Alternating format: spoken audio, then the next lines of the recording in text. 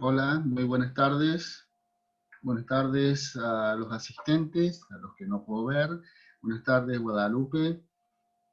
Eh, Violeta, supongo que está ahí también, pero no veo la cámara prendida.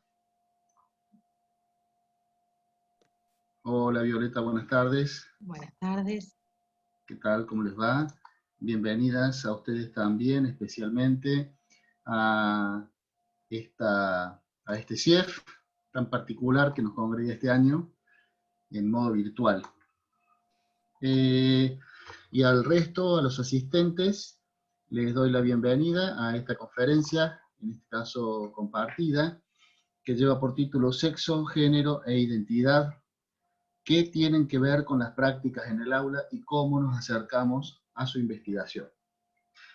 Eh, Voy a hacer una pequeña presentación de las dos conferencistas de hoy, y antes quiero hacerles un aviso. Ustedes verán, a los asistentes me refiero, que abajo hay dos pestañas, una de chat y una de preguntas y respuestas. Por una cuestión operativa les vamos a pedir que utilicen para los comentarios que no sean preguntas la ventana del chat, y la de preguntas y respuestas quede exclusivamente para registrar preguntas que pueden ir haciendo desde ahora mismo hasta el final de la exposición, para que entonces hay un equipo de personas en el backstage ocupándose de procesar esas preguntas para que después las podamos hacer disponibles a las panelistas.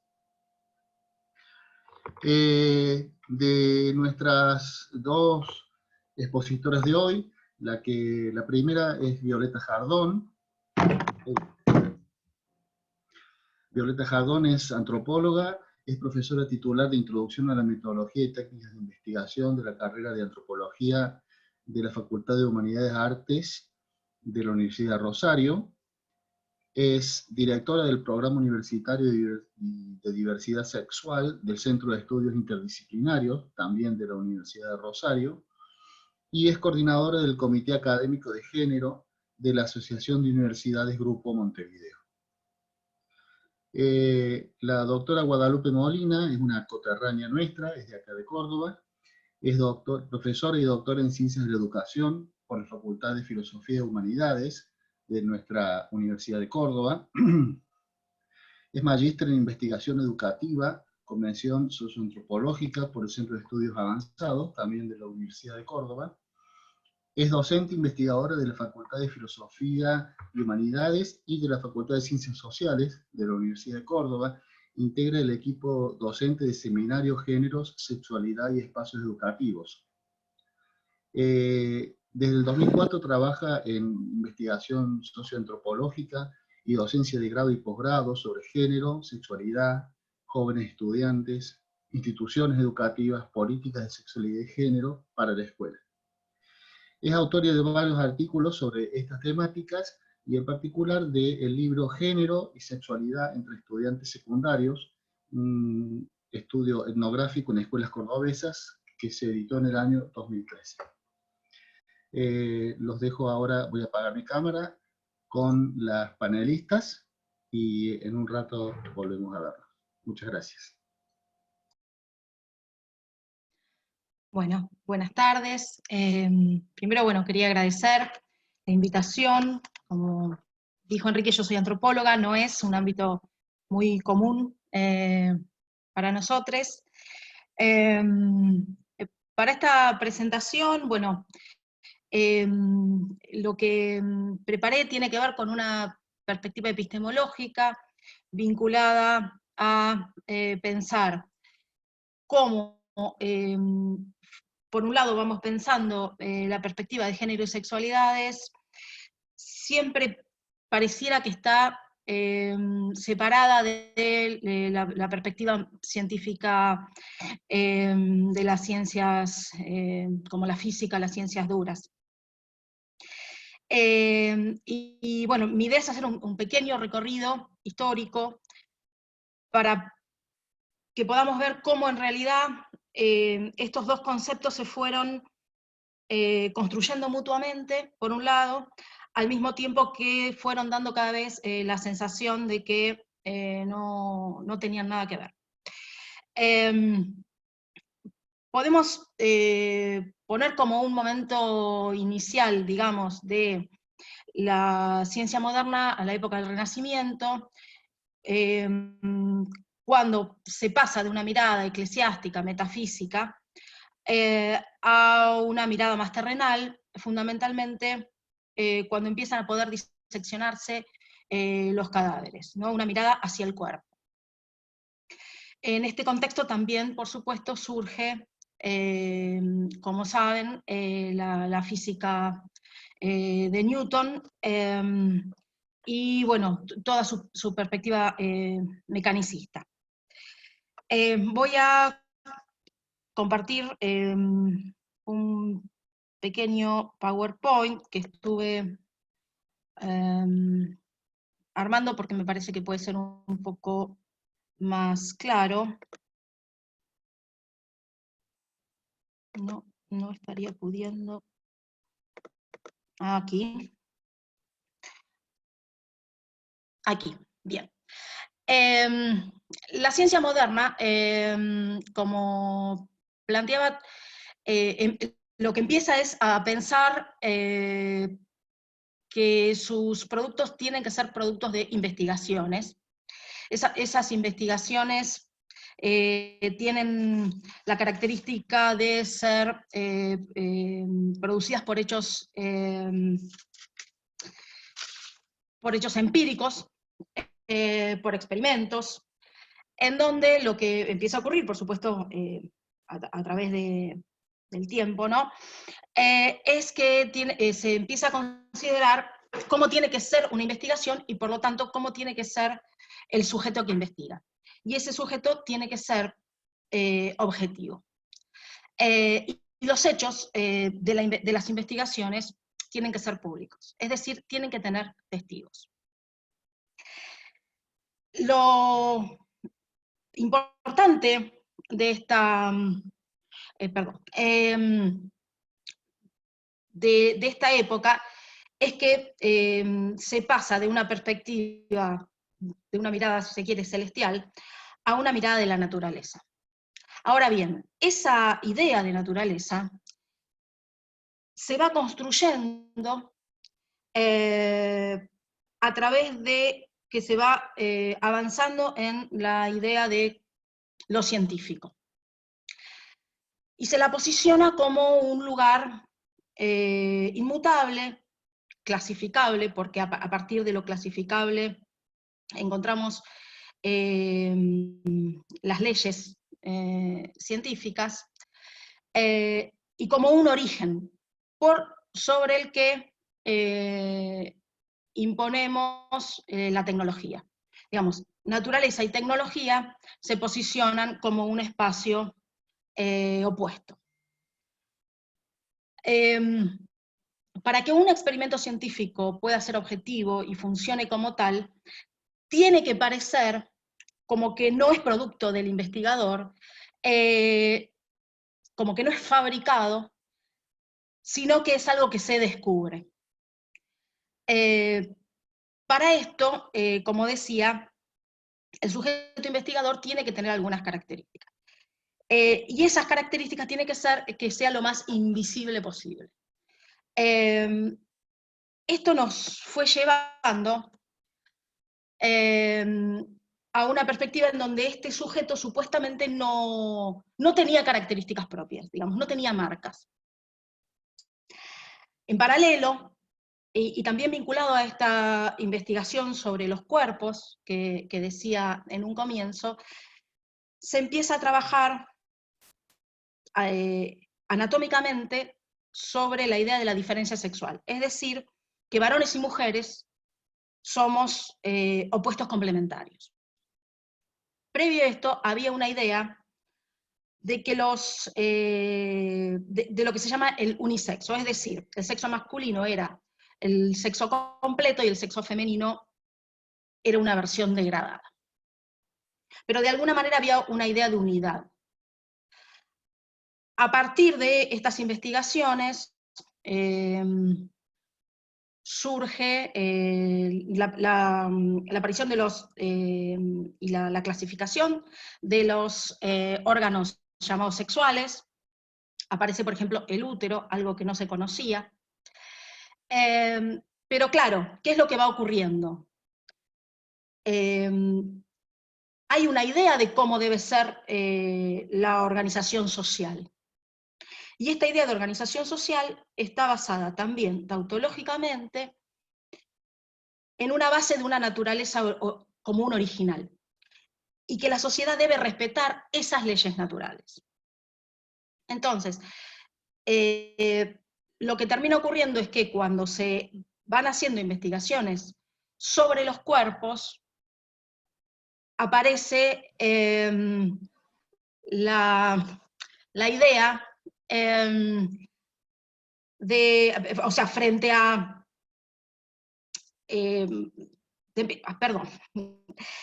frente a esta idea de diferencia sexual, empiezan a investigarse el tamaño de los esqueletos, los órganos sexuales, incluso con el tiempo, esto ya mucho más avanzado en la historia, podemos encontrar que todavía se hacen trabajos sobre cómo piensan varones y cómo piensan mujeres. Todas estas cuestiones, hay investigadores como Laqueur, que lo que han demostrado es que en realidad estaban basadas sobre una idea previa de cómo se comportaban y cómo debían comportarse varones y mujeres. A partir de esto se empieza a hacer como un hilado en donde tenemos hembra, mujer, reproducción, y el ámbito privado por un lado, y macho, varón, tareas productivas, y lo público por otro. Por lo tanto, como la ciencia es un hecho público, las mujeres quedan por fuera. Sumado a que, por una idea de que tenemos el cuerpo acomodado a la maternidad, fuimos relegadas al ámbito de lo privado. Otra cuestión que ocurre con esto es que no hay opciones por fuera, es decir, los varones deben cumplir con su rol reproductivo, público, por supuesto heterosexual, y las mujeres con sus roles domésticos. Todos los resultados, al ser producto de estadísticas, siempre se supuso una idea de, bueno, las mujeres más débiles, ¿no? Y se profundizó la idea de el cuerpo vinculado de las mujeres a la maternidad, como decía, y al cuidado. Todas estas ideas fueron generando dicotomías. Entonces, por un lado quedaban los machos, los varones, lo público, blancos, todo lo que se considera universal, lo objetivo y el sujeto. Y por el otro, la hembra, la mujer, lo privado, lo racializado, lo particular, lo subjetivo y lo objetivo. Porque recordemos que la ciencia moderna también es producto de la sociedad occidental. Entonces, hay un sujeto investigador que se presupone, que se presupone objetivo y que se presupone invisible, pero que en realidad siempre tuvo algunas características que tenían que ver con esto, con ser un varón blanco. Todo lo vinculado a lo masculino siempre lo entendemos como el universal, y lo vinculado a lo femenino y a las cuestiones racializadas siempre es lo particular. Y por supuesto, de un lado quedan los sujetos investigadores, y del otro lado quedan los objetos posibles de ser investigados. Donna Haraway lo que va a plantear es que un significado constitutivo del género masculino es ser lo invisible, el ojo, el yo, el autor. Y todo lo demás, obviamente, queda por afuera. Yo traje acá algunos ejemplos, precisamente que plantea Donna Haraway, vinculado al Museo de Historia Natural de Nueva York, pero es un ejemplo, porque en realidad ella lo que va a plantear tiene que ver con que la idea de mostrar la naturaleza como la ciencia a simple vista y como un origen indiscutible, se mostró a partir ya, obviamente, de la Revolución Industrial, digamos, estos son procesos en donde se va avanzando, se mostró en los museos. Y el Museo de Historia Natural de Nueva York es un buen ejemplo, y estas cuestiones son cuestiones contemporáneas, digamos, estas imágenes que tenemos son contemporáneas, el museo se inaugura a principios del siglo XX, pero estas cuestiones continúan. Por un lado les quería mostrar, ustedes sabrán, el museo tiene dinosaurios, tiene muchas cuestiones de animales, tiene la evolución, tiene distintas cuestiones, elegí muy poquitas como para que lo podamos ver. Por un lado, el salón africano, en donde en el centro hay reproducciones de elefantes de tamaño natural, para poder dar la idea de estar ahí, de que eso cobra vida, y de que es una cuestión indiscutible. Y alrededor tienen los dioramas, en donde también se va mostrando el África, lugar originario de la humanidad, en términos evolutivos, con sus distintos animales, y tiene una pequeña perspectiva. Y por otro lado, les quería mostrar, por ejemplo, bueno, esta foto de Lucy es, no sé si lo voy a comentar, Lucy es un esqueleto de Australopithecus que se encuentra en la década del 60, bastante completo, y bueno, la llaman Lucy, ¿no? Por una cuestión de su composición en las caderas, descubren que es hembra. En lo que podemos encontrar en el museo es cómo supuestamente era Lucy, por un lado, pero como podemos ver, Lucy viene acompañada de Lucio, digamos, cuando no encontraron un esqueleto masculino, por un lado. Por otro lado, se la puede ver abrazada con un macho de la especie, lo que nos da la idea de pareja monogámica, pareja heterosexual, y de cierta protección masculina en ese abrazo.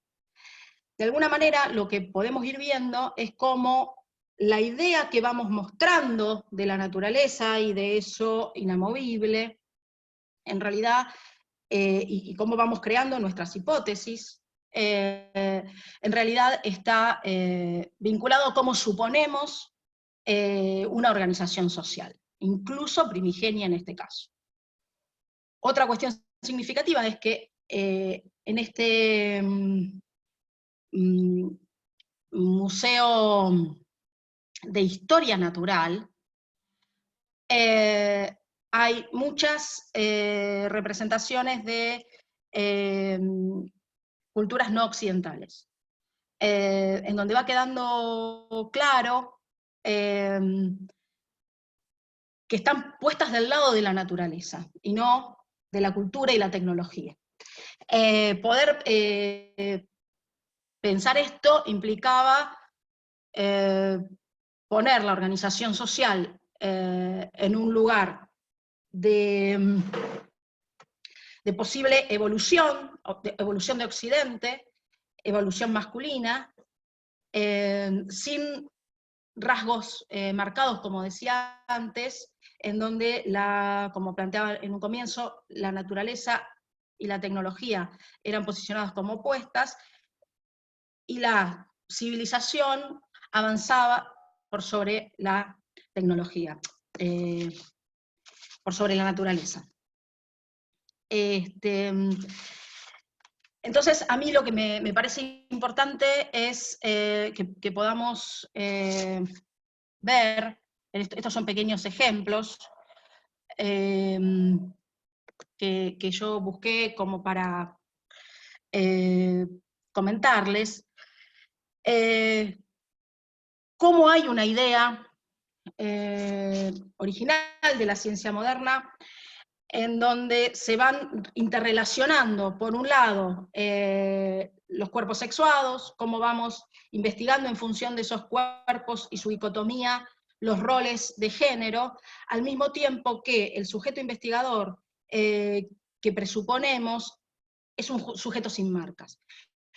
Todo lo que queda por fuera son sujetos particulares. Por lo tanto, no tienen la objetividad para realizar investigaciones, para ser científicos. Y esto considero que son cuestiones que siguen ocurriendo, y muchas veces cuando realizamos investigaciones o planteos vinculados a sexo y género, en este caso pensemos en las escuelas, siempre suponemos sujetos sin marcas, y cuando aparecen estas marcas, que puede ser un alumno gay, o de alguna característica no esperada en esa generalidad, por supuesto las mujeres, aparecen como un otro, y un otro que no terminamos de saber dónde ubicar. Hasta no hace demasiado tiempo, los cuerpos para estudiar anatomía siempre eran, por ejemplo, masculinos.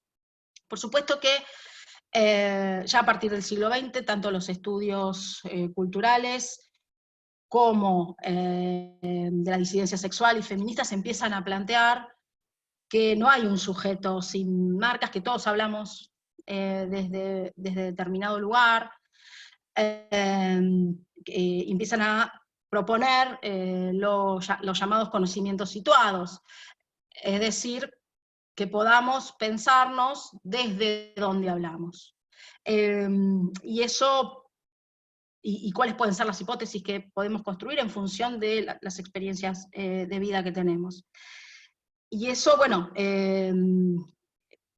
es algo que se sigue manteniendo en discusión, por eso yo como que lo quería comentar, porque me parece que todavía tenemos un imaginario de lo que es la objetividad. Por supuesto que acá no estamos hablando de producir un conocimiento sin empiria o sin, digamos, decir lo que nos parezca, sí poder pensar la objetividad desde otro lugar y saber que todos somos sujetos cognoscentes desde algún lugar, y por lo tanto también todos podemos producir conocimiento científico. De la misma manera que cuando me parece importante, si lo pensamos en un lugar educativo, esto, ¿no? de poder entender que la construcción de género y sexualidades vino de la mano de un sujeto investigador con determinadas características. No es que no tenía ninguna, y esas características excluían a gran parte de la población mundial como sujeto racional, ¿no es cierto? Y bueno, muchas veces esto sigue quedando todavía en un supuesto a la hora de pensar cómo entendemos la ciencia en general, y bueno, y quienes estudian ciencia y cómo la transmitimos. Bueno, esta es una presentación breve, pero bueno, quería comentar un poco esto. Estaría interesante después poder charlar. Ahora, bueno, vamos a escuchar a Guadalupe.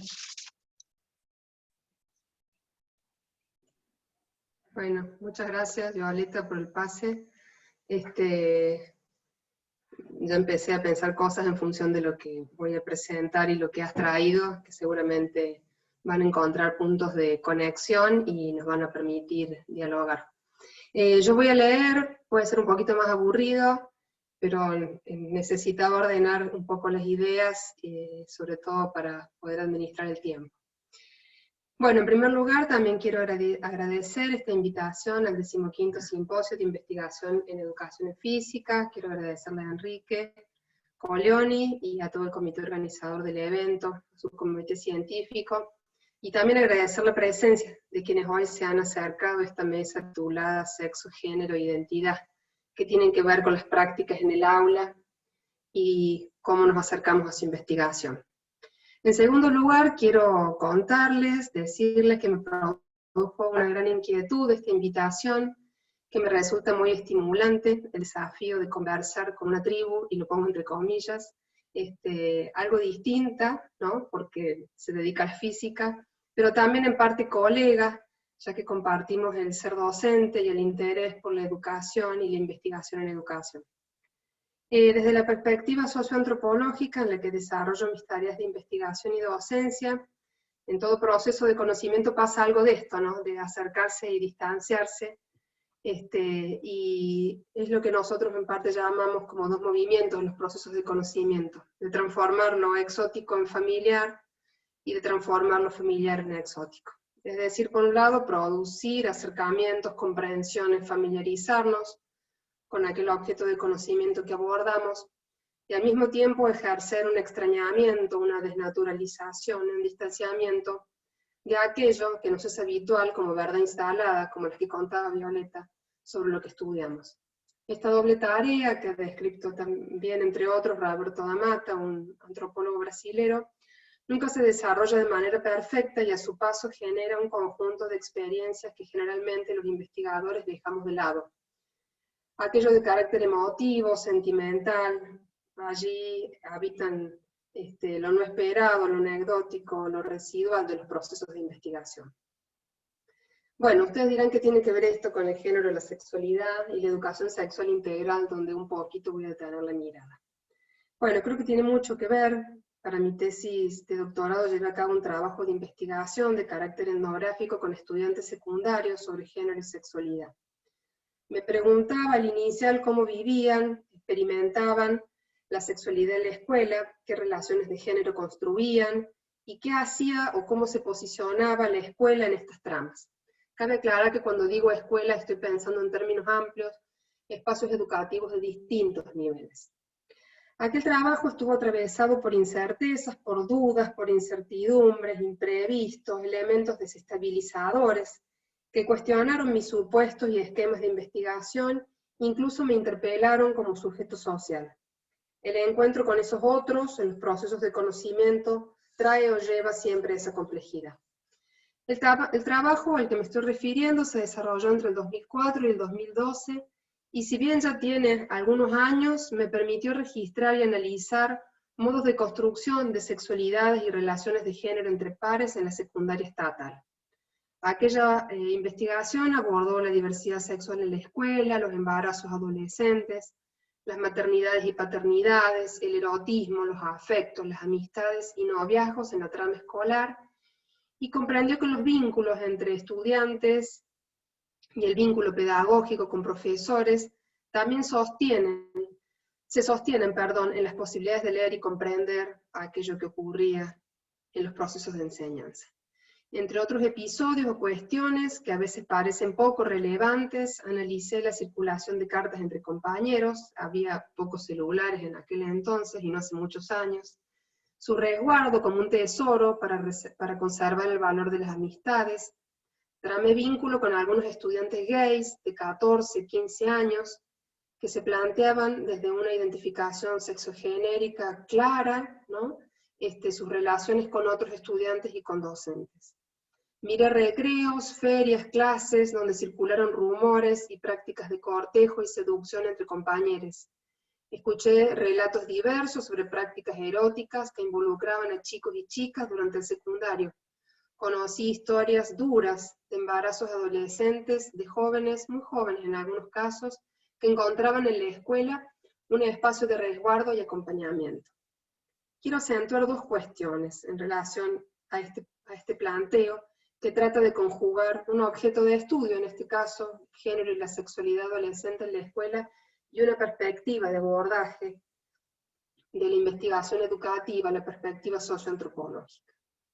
Primero, decirles que estos elementos residuales de lo extraño, lo anecdótico, son parte sustancial de la investigación en educación.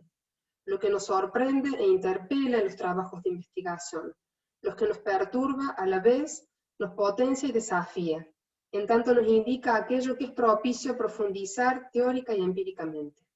Ello se enmarca en una perspectiva compleja y dialéctica de la realidad educativa que entiende al mundo social como contradictorio y en permanente movimiento. Bien distinto a la perspectiva positivista, aún tan presente entre nosotros, que busca construir generalidades, encontrar patrones, dibujar constantes, que desestima o menosprecia estas cuestiones que estoy resaltando, que propicia una racionalidad determinista y dogmática. Y en segundo lugar, creo que si podemos incorporar a nuestros esquemas de percepción y construcción de relaciones pedagógicas este reconocimiento de esos otros, en este caso estudiantes, adolescentes y jóvenes, habremos complejizado también nuestra comprensión del posicionamiento docente y los procesos de enseñanza. Es decir, involucrarnos en el reconocimiento del otro nos permite la construcción de lazos sociales y educativos, que implican aceptar al otro como sujeto de derecho, pero también un sujeto de derecho a vivir autónomamente la sexualidad. Además, sin conocimiento de ese otro, sin lazo social, no hay posibilidad de construir conocimiento, no hay posibilidad de transmisión de conocimiento, de reconstrucción colectiva de la cultura. Los espacios educativos son espacios de producción de sexualidades, de cuerpos sexuados, de producción de subjetividades sexogenéricas. En parte porque las propuestas de enseñanza se posicionan siempre desde determinadas perspectivas sobre género y sexualidad, consciente o inconscientemente. Y además porque la escuela es un espacio de sociabilidad, un espacio de encuentro entre pares y con adultos, entre estudiantes y profesores o profesoras, para la producción de subjetividades. Siempre están como estas dos vías, ¿no? Pensar la sexualidad en ebullición en los espacios educativos, y también pensar la educación sexual en la producción de género y sexualidad. Entre escuela y estudiantes se plantea una serie de tensiones que no siempre incorporamos a espacios institucionales de reflexión y elaboración de propuestas pedagógicas que tomen estos ejes como posibilidad de profundizar conocimientos. A veces reproducimos patrones disciplinantes y excluyentes de expresiones de género que se salen de lo esperado. Y esto vale tanto para estudiantes como a veces para colegas. A veces no sabemos cómo mediar en ciertos conflictos por cuestiones de género y nos encontramos sin respuesta a la pregunta de qué tiene que ver esto con mi clase o qué tiene que ver esto que está pasando con mi tarea docente. Considero que la educación sexual integral con perspectiva de género nos viene a señalar algunas puntas para profundizar al respecto. Ahora bien, ¿qué es la educación sexual integral? ¿Qué es la ESI? ¿Qué cabida tiene la ESI en un simposio como este? Por lo menos yo me lo he preguntado. He recorrido el libro de resúmenes de los trabajos que ustedes están discutiendo en estos días, y he encontrado que estas cosas o estas cuestiones tienen poca presencia, parecen poco. Sin embargo, acá hay muchas personas, y por lo que nos comentaba Enrique, es un tema de interés que va ganando terreno y que de hecho ha hecho que nos reunamos aquí. ¿Qué hacemos con la ESI? ¿No? ¿Qué hacemos con la ESI en la clase de física, por ejemplo? Me preguntaba yo. ¿Cómo la tarea de enseñar física, de enseñar ciencias exactas, de investigar en estas prácticas sobre la formación de profesores en esta área, o los procesos de transmisión de estos conocimientos, ¿no? ¿Cómo se vincula esto con la ESI? Hay una parte general sobre la que puedo aportar, que es lo poco que sé. Pero creo que hay una parte que es muy interesante que puedan discutirla ustedes como colectivo, o que podamos discutir juntos, ¿no? Quisiera compartir algunas pistas generadas desde mi experiencia, tanto en relación a la investigación que les mencionaba, como vinculadas a nuevos proyectos de investigación que abordaron de lleno el campo de las políticas educativas en la materia y su despliegue a nivel local en Córdoba, como así también algunas experiencias en procesos de capacitación docente y en mi propio trabajo como docente en esta universidad, en la formación de grado que aborda estos temas. Voy a plantear 3 ideas que dan un poco respuesta a esta pregunta de qué es la ESI. La ESI es una política pública, la ESI es un proceso formativo de transmisión e intercambio, y la ESI es un campo de disputa de sentidos. Voy por la primera, la ESI como una política pública. Bueno, acaba de cumplir la ESI 14 años, el pasado domingo. La ley 26.150 se sancionó el 4 de octubre de 2006. Y si bien ese año no empieza la educación sexual, ya podemos incluso vincular con lo que decía Violeta, cómo hay ya un sentido formativo sobre lo que es la sexualidad de muchas décadas atrás. La ley sí señala un hito que es importante poder identificar. La implementación de la ESI ha sido muy distinta entre las provincias, las localidades, ha variado según el tipo de escuela, institución, su nivel educativo, su ubicación. Comentar las particularidades que he podido trabajar para el caso de Córdoba nos llevaría un poco más de tiempo. Pero lo que quisiera destacar es que la ESI implica un proyecto político, un proyecto pedagógico político que se respalda en esa 26.150, pero que tiene una proyección en términos de propuesta. El texto de la ley, no sé si lo conocen, es muy escueto. Son 2 páginas, son 10 o 11 artículos, que muestran acuerdos posibles en un determinado momento histórico que seguramente hay que ajustar a la luz de lo que sucedió en estos 14 años, en el plano social y político, tanto en el Estado como en los movimientos feministas y de la diversidad sexual. Y a la vez es una ley que desencadenó una serie de acciones muy interesantes y una serie de articulaciones con otros textos normativos que vinieron después sin que la ley lo prevea y que es parte de las cuestiones que tal vez tenemos que revisar. Estoy pensando en la ley de prevención contra la violencia hacia las mujeres, la de matrimonio igualitario, la identidad de género, o incluso la discusión que estamos atravesando muy fuertemente estos años en relación a la legalización del aborto. La ley de ESI, como cualquier texto normativo, por sí sola no modifica las prácticas. Es decir, un texto de ley en sí no garantiza la transformación de aquellas configuraciones sociales en las que prevé intervenir. La relación entre ambos componentes, las normativas y las prácticas, es muy compleja.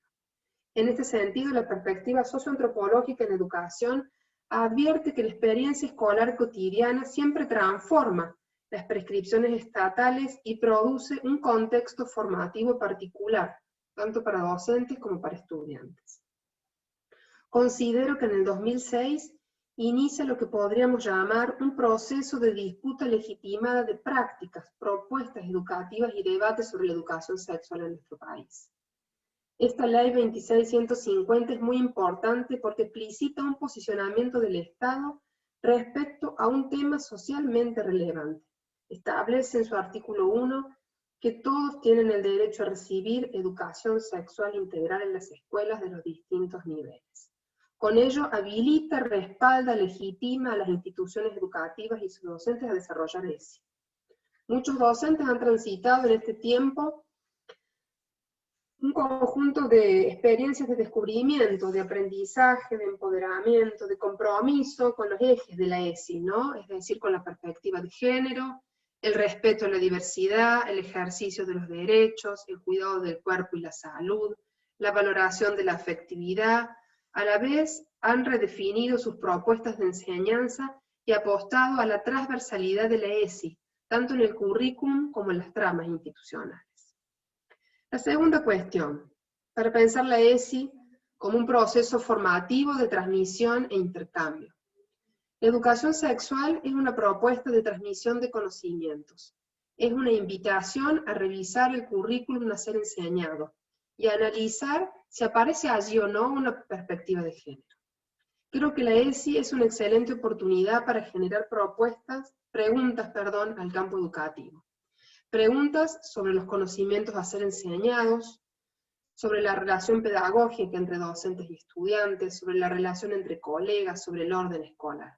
Preguntas que tienen que ver con el carácter androcéntrico del conocimiento, algo que veíamos recién, y ciertos posicionamientos verticalistas y diferenciados para las prácticas de enseñanza, para entender el aprendizaje, y un orden escolar que acentúa binarismos. La escuela se ha conformado sobre un modelo heteronormado, heterosexualizante de la vida escolar, y a la vez ha sido una usina de cuestionamientos a esos mismos parámetros. Está bueno prestar la atención a esta dualidad, porque nos abre un poco el panorama, ¿no? Por una parte, la heterosexualidad, Lucio, ¿no?, ha operado como normalidad, como neutralidad, como verdad dada e irreflexiva, ¿sí?, como sujeto sin marcas, recuperando las palabras que traía Violeta, como una ideología informal pero poderosa de la diferencia de género que presiona a estudiantes y docentes para que se amolden a ella. La heterosexualidad recorre gran parte de la cultura institucional y del contenido del currículum escolar. Constituye una malla de inteligibilidad. Es como colocarse unos lentes para ver de determinado modo la realidad y dejar por fuera, en el campo de la ignorancia, lo que allí no entre. La ignorancia es un síntoma de un régimen sexual, es el efecto de un conocimiento hegemónico. Nos tenemos que hacer cargo de esa ignorancia. Para ello, como docentes tenemos la tarea de desaprender ciertos conocimientos, de desaprender ciertas partes de nuestra cultura. Tarea compleja la de desaprender, ya que nos implica como docentes para revisar y criticar nuestros propios posicionamientos, ¿no? Algunos campos de conocimiento, algunos colectivos docentes tienen más ejercicio que otros en esta tarea. Tal como decíamos, los espacios educativos, por otro lado, tienen la capacidad o la potencialidad de hacer y rehacer el género y revisar ese orden heteronormado. Con él nos aporta lo siguiente, ¿no? Dice que es necesario y que es imperioso sacar estas cuestiones a la luz. Las escuelas contribuirán realmente a un futuro de relaciones de género más justas si se abordan estos temas reflexivamente. ¿Cómo se hace esto? ¿Cómo se juega esto en una clase de física o del campo de las ciencias exactas? Sin duda, no se agota en cambiar el enunciado de un problema de fuerzas donde no solo un varón robusto puede traccionar una palanca. Es una invitación a comprometerse en procesos de revisión crítica de las propuestas educativas y de las prácticas docentes. El aula, la clase, comprende un espacio en el que ocurren muchas cosas que afectan la vida de las personas que allí participan para tramar una relación de intercambio de saberes o de transmisión, y de transmisión de saberes. Ya Jackson, hace muchas décadas, ya a fines de los 60, en un clásico texto que se llama La vida en las aulas, presentaba las particularidades que atraviesan ese espacio, ¿no? Entonces nos hablaba de cómo allí aparece una multidimensionalidad de cuestiones, ¿no? Gran cantidad de cosas, gran cantidad de acontecimientos ocurren allí. De manera simultánea, además, ocurren al mismo tiempo, de manera inmediata. La inmediatez es otra característica de la clase. Muchas cosas superpuestas y a un ritmo a veces vertiginoso. Otra característica que él plantea es la imprevisibilidad. Dice que ocurren cosas no previstas. Cosas, como decíamos antes, ¿no?, que rompen el molde, que rompen esquemas y que nos interpelan. Además, la clase es un espacio público, en el sentido que es un lugar en común donde participan distintos sujetos, ¿no? Y además es un lugar con temporalidad y con historia. Reproduce un formato, ¿no?, más o menos igual desde hace décadas o siglos, y a la vez es un espacio que transitamos por muchos años de nuestra vida, ¿no? Los que somos docentes creo que nunca nos fuimos, empezamos a nivel inicial y nunca nos fuimos, o el primario y nunca nos fuimos de la escuela o de los espacios educativos y de ciertas lógicas de esos formatos. Aquí hay riqueza y oportunidad para la ESI, aún en la clase de física, para pensar la transversalidad de la ESI, para poner atención a esas situaciones emergentes de la clase que pueden ser tomadas por la ESI para tematizar, curricularizar temas de educación sexual. Y el último punto, la ESI como un campo de disputas de género, ¿no? Campo de disputas de sentido que se ha ido intensificando, que ha ido adquiriendo mayor densidad en el último tiempo, en los últimos años diría yo. Esto en términos de hipótesis no es la misma ESI de hace 14 años que la que tenemos hoy. En términos sociales, políticos y también en las instituciones educativas. Solo quisiera mencionar dos movimientos que dan cuenta de estos procesos de intensificación de las discusiones de la ESI. Por un lado, Ni Una Menos, el movimiento Ni Una Menos, a partir del 2015, recordemos que la primera marcha fue el 3 de junio del 2015, Y por otro lado, la discusión parlamentaria por el aborto legal, seguro y gratuito en 2018. Ambas expresiones de los movimientos feministas y de la disidencia sexual, y también el acompañamiento social que estas iniciativas han tenido en las calles de muchísimas ciudades de nuestro país, han actualizado, ¿no?, los sentidos y las disputas de la ESI, y esto sin duda también ha atravesado a las instituciones educativas. Actualmente, cuando alguien cuestiona la ESI, se escucha afirmaciones como las siguientes: hay una ley y hay que respetarla. Es un derecho a recibir educación sexual. Las chicas y los chicos lo piden, no podemos ignorar eso. Pero también escuchamos afirmaciones como: con mis hijos no te metas, los hijos son de los padres, no del Estado, no a la ideología de género en la escuela. De claro tinte antiderecho que representa un giro conservador católico. Me animo a decir que casi todos y todas estaríamos a favor de la educación sexual en la escuela. Pero ¿de qué ESI estamos hablando? ¿Cuál es el sujeto que queremos formar? ¿Cómo nos estamos construyendo como sujetos sexogenéricos en la escuela? ¿Cuál es nuestro posicionamiento como docentes? Traigo una cita de Val Flores, una docente militante feminista. Ella dice: las sexualidades en la escuela se hablan y se hacen en todo momento y espacio. Y es un asunto público y político, porque a cada momento estamos transmitiendo nuestras ideas acerca de la sexualidad, de las formas sociales y culturales autorizadas y sancionadas de vivir los géneros. Hoy tenemos ESI, cómo jugar con la ESI como oportunidad.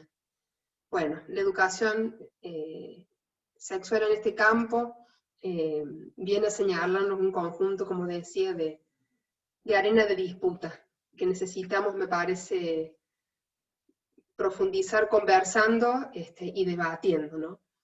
Para cerrar, espero que se haya entendido un poco el sentido de la presentación. Género y sexualidad están presentes siempre en las prácticas educativas. La educación sexual está presente siempre en las prácticas educativas. La educación sexual integral, con perspectiva de género, no necesariamente. Muchas gracias.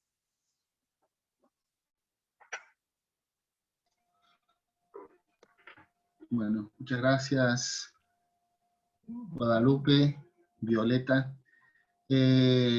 Vamos a dejar unos 5 minutos de tiempo para que las personas puedan ir redactando sus preguntas en la pestaña de preguntas y respuestas, y tengamos tiempo de leerlas y recopilarlas.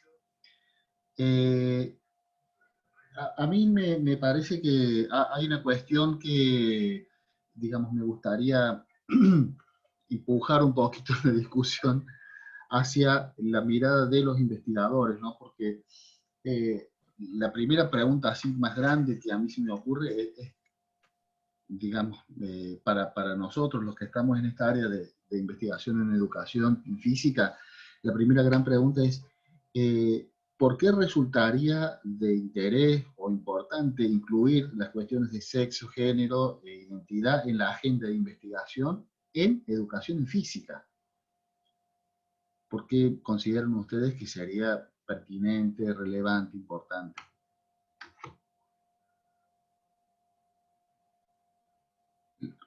La que quiera. Sí, ¿les parece? Empiezo yo. A mí me parece importante, precisamente un poco por lo que planteaba, digamos, por un lado, cómo como investigadores, indudablemente más allá de que sea física y no tenga que ver con sujetos la investigación, igualmente nuestros preconceptos nos hacen generar hipótesis que en muchos casos no nos damos cuenta que pueden ser androcéntricas. Pero por otro lado, en este caso, como es una investigación en educación en física, ustedes trabajan con estudiantes también, ¿no? Digamos, ¿con qué aprenden estos alumnos? Y en ese sentido me parece que se piensa de quiénes son esos alumnos, incluye también qué sujeto sexogenérico estamos imaginando, no solamente, ¿no? Digamos, y qué hace a la producción y al pensar una investigación. Indudablemente, la escuela en general supone un sujeto tipo, digamos, un sujeto ideal que cumple con algunas características. Quienes no las cumplen pasan a ser ese otro de la educación también. Y seguramente influye en la manera en la que se piensa la educación en física, porque probablemente también tenga que ver con cómo reciben el conocimiento de la física en este caso. Esto es lo que a mí me parece. Yo agrego eso, capaz que no se entendió, pero fue un poco lo que yo quise plantear al comienzo, ¿no? O sea, hay un otro, que son nuestros estudiantes, pero también los otros y las otras docentes, ¿no? Colegas, o los otros compañeros de los equipos de investigación, pasan un poco lo mismo, donde hay, digo, porque son espacios o colectivos que tienen entre manos procesos de transmisión o de intercambio de saberes. Y si no hay un reconocimiento del otro, también en tanto sujeto de derecho a la educación, de manera integral a otros derechos que ese sujeto tiene, es difícil construir lazos. Si no hay lazo social, hay menos, si no hay buenos lazos sociales, o si no hay lazo social, hay menos posibilidades de lograr una transmisión exitosa, podríamos decirlo, ¿no? Entonces, en los espacios educativos y para la construcción colectiva, como pensamos la escuela pública, más allá de su gestión, si pensamos la formación docente, si pensamos la formación en la investigación, me parece que es algo que debería estar presente, ¿no? Y en cuanto al campo de conocimientos, yo ahí como que siento limitaciones de poder decir qué cosas de la física tienen que ver con el género y la sexualidad. Estoy seguro que las hay, pero me parece que es algo que deberíamos, bueno, poder conversar o intercambiar a partir de los saberes que cada uno traiga, que cada uno. Sí, mientras, espero que tipen un par de preguntas más que están ahí armando. Hay una cuestión que, digamos, desde lo anterior, ahora pasando más a los aspectos concretamente metodológicos, ¿no? Digo, si el objeto de estudio, aquello que quiero estudiar, la pregunta que me estoy haciendo, incluye cuestiones de sexo, género e identidad, resulta casi imposible pensar en un esquema como que planteabas inicialmente, Violeta, en el que el investigador queda afuera como sujeto observador de una realidad de la cual está escindido, porque sea quien sea que haga la investigación, es un sujeto que tiene una sexualidad, una identidad, ¿no? Entonces, ¿qué implicancias metodológicas tiene esto? Y probablemente esté apuntando más a Guadalupe, no lo sé, en la pregunta, para llevar a cabo la investigación. Porque mi idea, desde el lugar de investigador, lo digo, es que se pierde absolutamente la utopía del investigador que mira desde afuera un objeto que le es ajeno. ¿Están así o no tanto?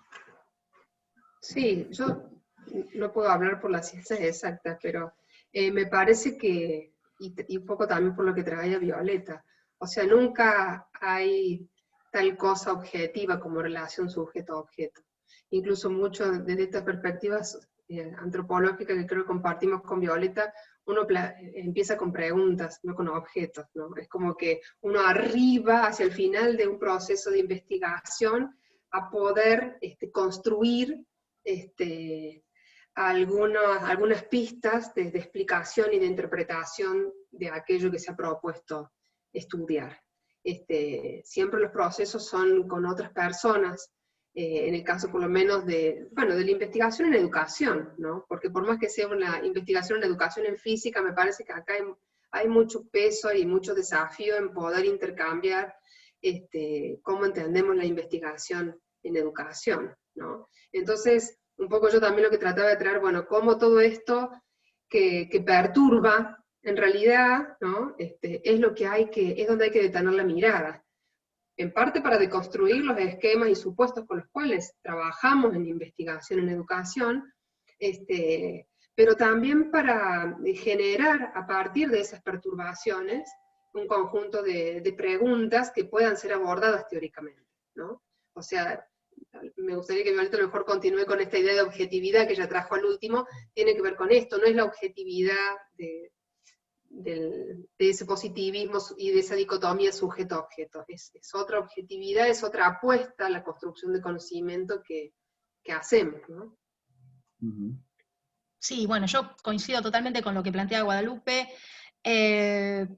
Pienso precisamente esto, ¿no? Poder pensar la objetividad, no, o sea, no ser objetivos, sino poder pensarla desde otro lugar, desde saber que todos somos sujetos en relación, y que, por lo tanto, tal cual, las preguntas de la investigación siempre van a estar vinculadas, incluso en física, con estas cuestiones. Se me ocurren varias cosas, yo sé muy poco de física, pero algunos detalles de algunas cuestiones que encontré trabajando o que me han comentado. Por ejemplo, Newton no solamente fue quien armó las leyes de la mecánica, sino también tenía un montón de investigaciones en cuestiones alquimistas. Y todas esas cuestiones no pasaron a la historia, porque en ese momento de la ciencia fueron invisibilizadas, o sea, no eran consideradas científicas. Entonces, también, ¿qué entendemos como ciencia? Tiene que ver con qué sujetos somos. Y probablemente, como también Newton era hijo de una alquimista, mujer, se dedicó a lo que se dedicó. Entonces, digo, estas cuestiones hacen a, como dice Guadalupe, las preguntas. Por otro lado, ahí viene el chat que planteaban esto de que, bueno, a veces las carreras en física le empiezan igualdad de mujeres y varones y las terminan varones. Ahí también hay una cuestión social que hace, digamos, no es una capacidad intelectual, que hace que las mujeres vayan dejando la carrera. Y pienso también en ejemplos que me han comentado, como por ejemplo cuando se hacen investigaciones en laboratorio, lo más común es que los varones hagan el experimento y las mujeres anoten. Y eso como docentes puede ser algo tranquilamente desarmable en lo cotidiano, y eso también es así. Pero si vamos a una cuestión más de contenido, pienso que se puede incorporar, no solamente como sé que se hace, muchas veces esto de incorporar la historia de algunas investigadoras, mujeres que han quedado invisibilizadas en la historia, pero sino también cuál fue el contexto de producción de investigaciones científicas, en este caso en física, digamos, de esos sujetos investigadores, también varones, porque hace a cómo nos hacemos preguntas. Y también nos puede servir para quienes son investigadores en educación en física para repreguntarse cosas. Esto es lo que se me ocurre con el poco conocimiento que tengo de física. En relación a eso, ya que mencionaste recién, eso también es así, traigo a colación una pregunta de Geraldine que dice lo siguiente, hay otras similares, por eso he elegido esta para representarlas. Mi pregunta o inquietud apunta acerca de los 5 ejes brindados por la ley de ESI en lo que respecta a sus posibilidades de visibilizarlos y trabajarlos en las clases de física en particular. Como nosotros sabemos, esta es un área de vacancia en lo que respecta a la enseñanza de la física, en particular a nivel nacional, internacional incluso. ¿Creen que es posible interrelacionar los 5 ejes de la ley de ESI y los contenidos específicos que plantea la enseñanza de la física? Lo planteo a modo de preocupación, ya que lo común es la visibilización de los roles de las científicas en la enseñanza de la física como propuestas didácticas sin tener en cuenta otras perspectivas de importancia planteadas por la ESI. Sí, coincido con lo que plantea Geraldine, un poco trae el ejemplo, ¿no? No es cambiar la formulación, digamos, incorporar o explorar las potencialidades de la ESI para cualquier campo de conocimiento, no tienen que ver con cambiar el enunciado de un problema y entonces en vez que la mamá haga la compra, la haga el papá, o En vez de tener toda bibliografía de varones, tengamos alguna bibliografía de mujeres, y ya con eso solucionamos el problema de la ESI. Me parece que justamente no va por ahí, y que es un desafío a que cada campo de conocimiento pueda explorar cómo se cruzan estas cuestiones, ¿no? Me gusta pensar digamos, en distintas facetas de las prácticas educativas y de las prácticas docentes, porque hay un objeto de conocimiento, pero hay un contexto escolar, hay una trama escolar, hay un proyecto institucional, entonces hay que pensar también en esa complejidad, cómo articular la ESI, las escuelas y la física, ¿no? Por eso digo que a mí se me queman los libros porque no sabría qué cosas, porque no conozco el contenido de la física, como a lo mejor tampoco ustedes conozcan, qué sé yo, las cuestiones específicas sobre la antropología o el proceso de hominización, pero me parece que hay ahí más de lo que suponemos en términos de lo que podemos explorar y de lo que podemos romper fronteras entre ciencias sociales y ciencias duras, entre humanidades y exactas. Me parece que también esto es parte de un corsé en el que históricamente nos hemos formado, y que hemos incorporado como lógica para la construcción de conocimiento, o sea, para la investigación y también para la transmisión. Por eso hablaba de lo que implica desaprender o de la ignorancia. No puede ser una excusa, yo no sé, no conozco, no, es una responsabilidad como investigadores y como docentes que nos animemos a ir rompiendo esos corsés y pensando en todos esos cruces, ¿no? Donna Haraway, que la trajiste, me parece que es un excelente ejemplo de la potencialidad que tiene animarse a cruzar y a romper. Y eso en términos, la última cosa que digo, en términos de las instituciones educativas, me parece que es una posibilidad que brinda el trabajo colectivo docente, ¿no? De distintas áreas para ver qué cosa puede cada uno, ¿no? Como en términos también de la investigación en educación. Sí, yo coincido plenamente con lo que dice Guadalupe y pienso en esto, ¿no? Cómo si hacemos investigación tenemos que pensar desde qué paradigma de la investigación trabajamos y por lo tanto qué lugar ocupa en ese paradigma, aunque parezca que no ocupa ninguno, la cuestión sexogenérica. A partir de ahí vamos a ver que nos van a surgir preguntas vinculadas, bueno, al tema que nos toque, digamos.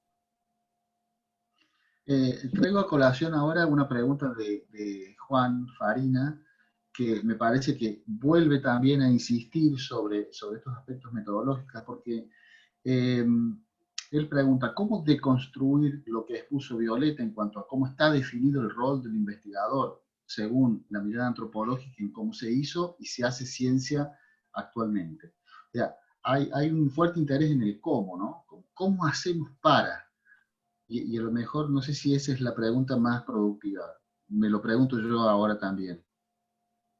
A mí me parece que repreguntándonos, bueno, primero yo recomiendo la lectura de Donna Haraway, porque Donna Haraway es una bióloga, digo, viene de las ciencias naturales, de las ciencias serias, digamos, y se ha preguntado algunas cuestiones de este tipo. Por ejemplo, bueno, yo después puedo pasar algunos textos en donde va a plantear precisamente cómo se construyó este sujeto de conocimiento y este sujeto investigador que damos por hecho. Que es un poco algunas cuestiones que comenté, pero bueno, va ejemplificando con el ejemplo de Boyle. Me parece, y bueno, con todo lo que tiene que ver con la construcción de los museos. Pero por otro lado, esto, ¿no? Preguntarnos, siempre repreguntarnos cuando hacemos investigación, hacemos eso. Bueno, incorporar en esa pregunta y repregunta cuáles son nuestros supuestos frente a nuestras hipótesis, y qué, si hablamos de educación en física, qué estudiante estamos imaginando. Y si verdaderamente estamos imaginando diversidad de posibilidades, digamos, porque eso hace también al vínculo, pero y a ese sujeto cognoscente.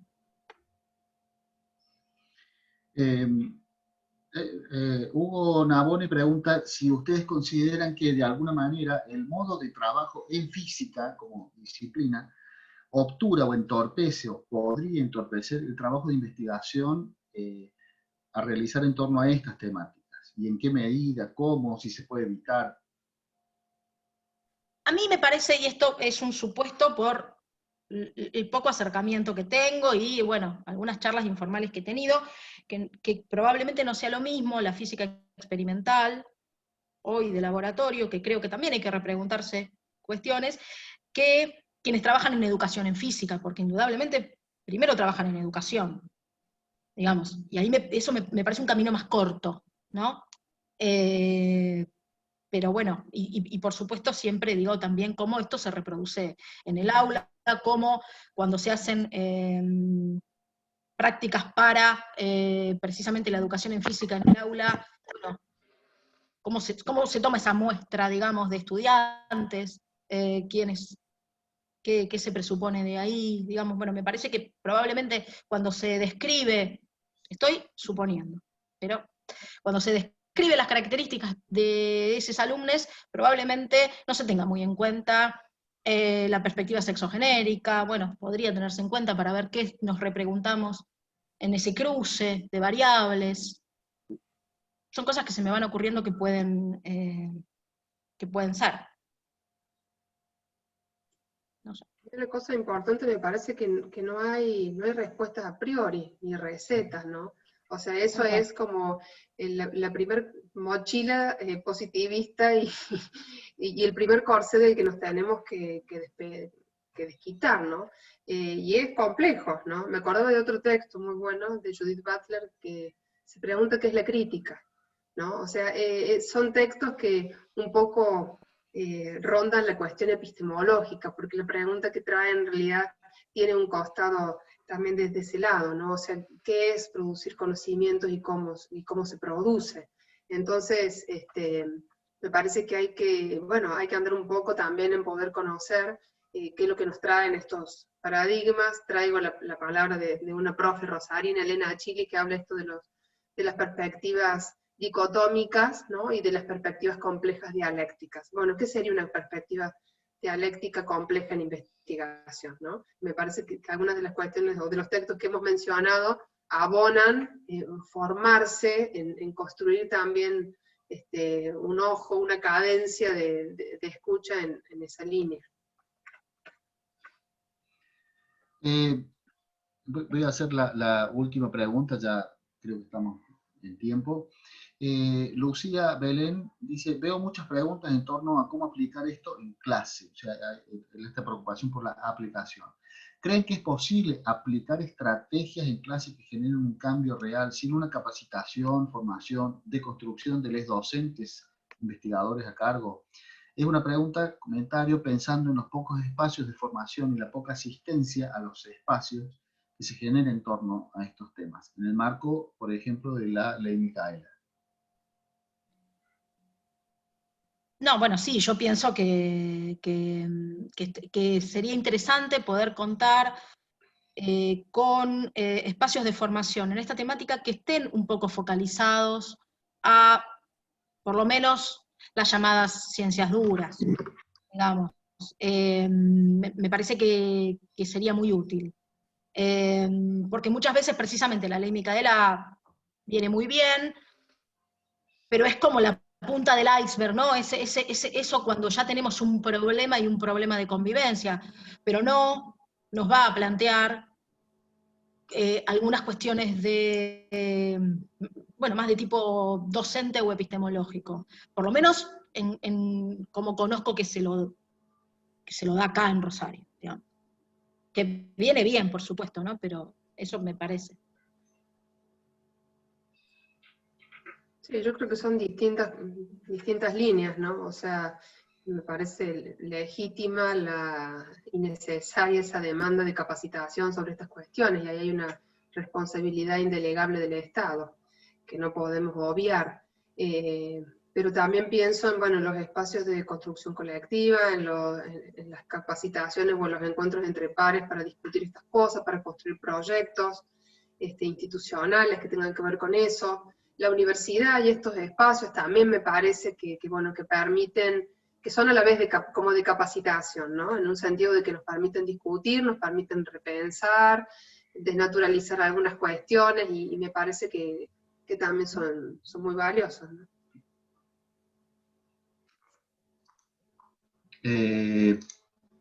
Bueno, a ver, estoy tratando de leer una que no alcanzo a ver bien.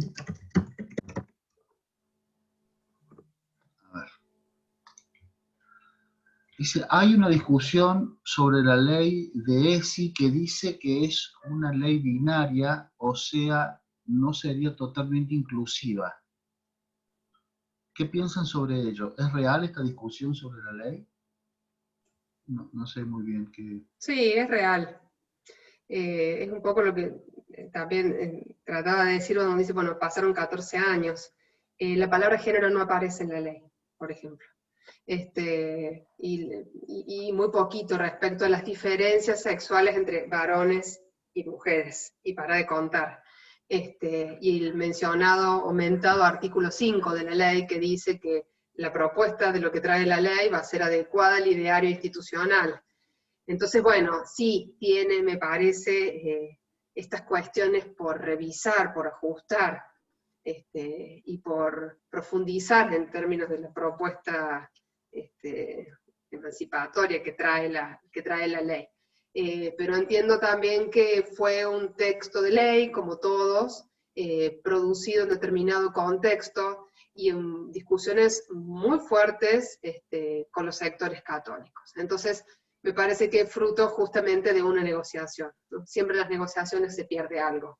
Entonces sí me parece que es real, pero me parece que es una discusión que algunos traen para opacar la ESI. Por eso digo que una cosa es el texto de la ley, muy breve, muy escueto, con estas falencias, pero otra cosa que invito a mirar es todo lo que esa ley después produce, ¿no? Por eso esta última hipótesis de decir, bueno, es la ley, es un campo de sentidos que se ha ido como densificando, ¿no? Porque se acordarán en el 2018 por la discusión del aborto, todos pedían ESI, de todos, digo todos y todas y todas, porque eran los sectores más diversos, diciendo, bueno, pero hay que volver a la educación, con ese sentido más conserva de la educación, pero parecía la educación sexual.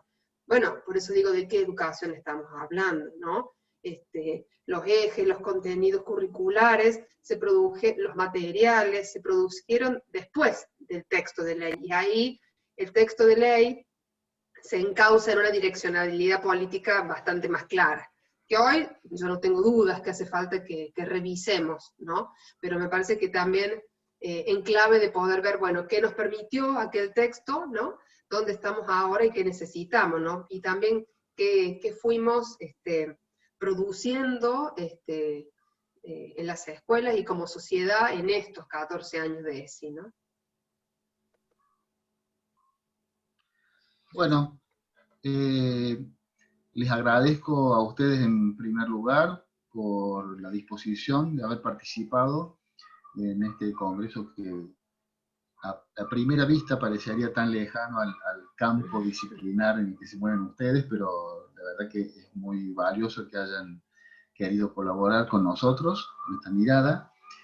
Y a los asistentes y las asistentes y les asistentes decirles que los textos de las ponencias van a estar disponibles en un foro. De todos modos, si ustedes quieren continuar con las preguntas, ahí lo van a poder hacer. No sé los detalles técnicos, pero seguramente van a quedar claros en la página, apenas los chicos de la técnica lo ayuden a las exponentes a subir el contenido. Así que les agradezco a todos, a todas, a todes su presencia desde distintos lugares y me despido. Bueno, gracias Enrique. Gracias. Un gusto, Violeta. Adiós. Igualmente, gracias por la invitación. Chao, chao. Chao. Adiós, hasta luego.